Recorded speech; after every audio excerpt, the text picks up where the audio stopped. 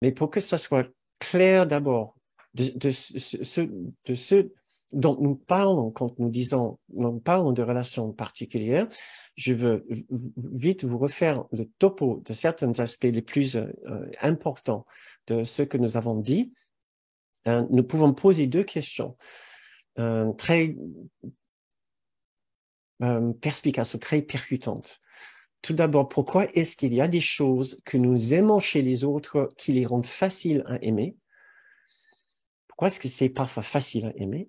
Pourquoi est-ce qu'il y a des choses que nous n'aimons pas chez les autres qui les rendent difficiles à aimer? Pourquoi est-ce qu'il y a certaines personnes que nous n'aimons pas?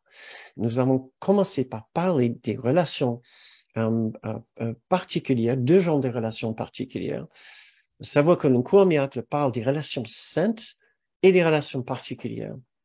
Relation sainte, c'est tout simplement quand nous voyons tout le monde pareil et nous jouons avec eux dans l'esprit du Christ, comme faisant partie de la même famille, sans exiger quoi que ce soit de ces personnes, du fait de se sentir entièrement dans une plénitude et entièrement aimé. Les relations particulières, en contraste, sont les relations où nous avons rendu d'autres personnes très particulières, très différentes de nous, donc séparées les unes des autres, pour les besoins de notre particularité, de notre spécificité. Nous les avons attribués des attributs très particuliers qui les rendent très intéressants pour notre ego.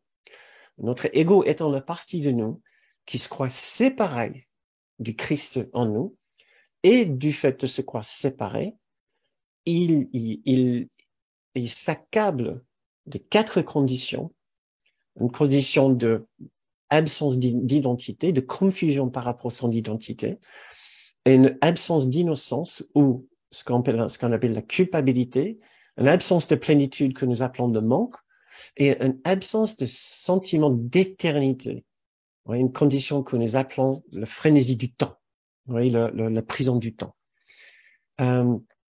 Donc, relation sainte d'un côté, relation particulière de l'autre, donc deux genres. Relation de haine particulière, c'est les personnes qui ne me donnent pas ce que je veux, les gens que je n'aime pas. Relation d'amour particulière, les gens qui me donnent ce que je veux, les gens que j'aime selon le langage de l'ego.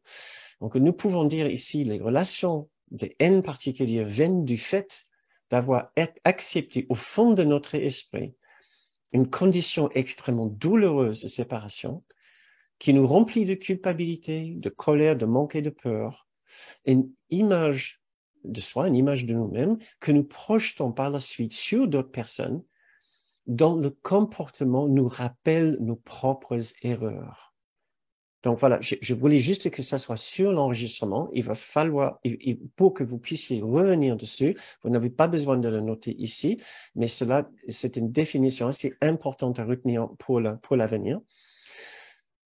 Nous trouvons difficile à aimer ces personnes qui ne nous donnent pas des choses que nous voulons en tant qu'égaux dans nos petits soi, quand ils nous empêchent de les avoir et quand ils nous exposent aux choses que nous n'aimons pas. Par contraste, les relations d'amour particulières, une telle relation viennent du fait de penser avoir trouvé quelqu'un qui peut substituer pour l'amour de Dieu que je pense avoir perdu. Je crois que je vais trouver sur cette personne une personne qui nous valorise, nous reconnaît de la façon dont nous souhaitons, qui reconnaît, nous valorise notre propre particularité, là où nous avons justement abandonné notre propre identité parfaite en Christ. Nous trouvons facile à aimer ces personnes qui nous donnent ce que nous voulons. Donc ça, c'est des informations clés que nous avons besoin de retenir pour les séances à venir, puisque cela va nous aider à définir les raisons pour lesquelles nous nous empêchons d'aimer les gens pleinement. Parce que nous sommes toujours dans le piège des relations de haine particulières ou des relations d'amour particulières. Mais nous avons tout notre temps. Nous allons passer au moins 4 ou 5 séances sur toutes ces questions. Et Kenneth, ne me regarde avec un regard désapprobant si je manquais de vous dire que les relations d'amour particulières ne sont qu'une forme déguisée des relations de haine particulières. Et pourquoi? Parce que tout simplement, les relations d'amour particulières nous, nous, nous satisfait les besoins de notre ego et ainsi nous appelons ceci l'amour et je suis aimant envers ces personnes qui me donnent ce que je veux, mais dès qu'ils arrêtent de satisfaire mes attentes et mes besoins, et voilà ce qui revient, c'était la haine qui était toujours en dessous, le sentiment de vulnérabilité et de manque. Et je ne tarde pas à ce moment-là de démontrer justement toute ma capacité de culpabiliser et de mettre le doigt sur les points sensibles chez l'autre si jamais il commet le faute de me décevoir. Donc, mais tout cela maintenant, c'est enregistré, c'est sur la bande, c'est sur la vidéo, on peut revenir dessus. Et cela vous commence à vous donner une idée du schéma dans lequel nous allons travailler maintenant, pendant quelques séances. J'ai deux questions brutes à vous poser tout de suite ici, juste pour votre réflexion. Suite à ce que je viens de vous présenter par rapport aux relations d'amour particulières, aux relations de haine particulières, pensons aux personnes que vous aimez. Pensons aux personnes qui sont faciles à aimer. Qu'est-ce que vous voulez spécialement chez ces personnes? Qu'est-ce que vous aimez particulièrement chez ces personnes? Qu'est-ce que vous aimez particulièrement chez ces personnes? Vous n'avez pas besoin forcément de mettre dans le fil de chat.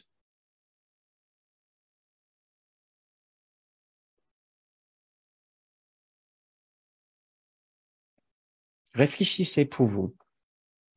Cela va devenir important tout à l'heure. Pourquoi est-ce que vous aimez les personnes que vous aimez? Maintenant, une autre question. Qu'est-ce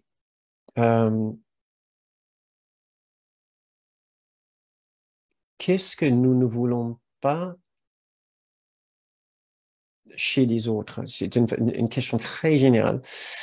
Qu'est-ce que nous n'aimons pas chez les autres? Je pense bien que je vous ai déjà posé ces questions, mais je pense que c'est une bonne préparation pour ce qui va venir là. Qu'est-ce que vous n'aimez pas chez les autres? Voilà. D'une façon le plus générique, puisque quand c'est juste, ça semble peut-être des questions très simplistes, mais elles sont tellement importantes pour que nous puissions nous rendre compte de nos difficultés d'aimer. Encore, nous avons tous dit, je pense, que c'est facile d'aimer les personnes que nous aimons. Voilà. Mais quelle est la raison pour laquelle on les aime? Hein? Et c'est difficile d'aimer les personnes que nous n'aimons pas. D'accord. Qu'est-ce que c'est chez eux? Qu'est-ce que c'est qui nous empêche de les aimer? Ouais. Revenons dessus, juste une minute, le temps de rafraîchir nos souvenirs, de mon mémoire, et de nous remettre dans cette questionnement. Ça semble encore enfantin peut-être, mais c'est terriblement important de nous rendre compte qu'il y a encore des distinctions que nous faisons entre les personnes qui sont des bons et les autres qui sont des méchants. Les gens pour qui notre amour vient très facilement et les gens pour qui notre amour vient vraiment difficilement. Or, Jésus et le Christ en nous aiment tous exactement de la même façon. Et c'est leur amour que nous voulons comprendre. Ce n'est pas notre amour que nous voulons comprendre. Nous savons comment nous aimons. Comment nous aimons. Nous voulons aimer comme eux, ils aiment. C'est le seul vrai amour. Et eux, ils aiment tout le monde de la même façon, dans la même mesure. Comment est-ce possible pour nous étant donné la façon dont nous séparons les gens entre ceux qu'on aime et ceux qu'on n'aime pas, ceux qui sont faciles à aimer, ceux qui sont pas faciles à aimer.